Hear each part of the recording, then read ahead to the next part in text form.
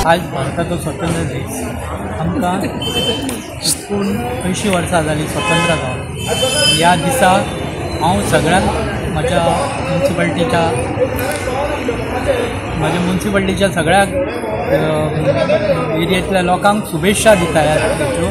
आज आमी देशा बद्दल देशाचो स्वाभिमान बाळगप, आमच्या परराष्ट्राच्या जो प्रेशर येता आमच्या देशात आनी मोदीन जी कणखर भूमिका घेतल्या ताका सपोर्ट म्हणून आमी स्वदेशाचे हे करपाचें, परदेशी माल आमी घेवपाचो ना, जेणे करून आमची इंडस्ट्रीज आमचो जो जगाचेर जो आमचो माल विकलो वयता तेजेर बंधन ना हाडटा। आमचें मार्केट मोठें आसल्या कारणान जर प्रत्येकान स्वदेशाचो माल खरेदी केलो जाल्यार आमी कोणाचेच प्रेशरान उरचे ना।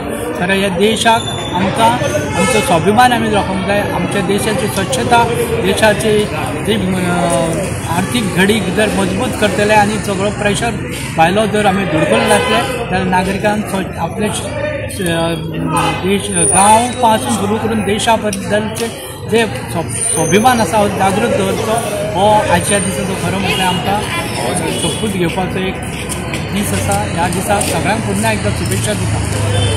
जय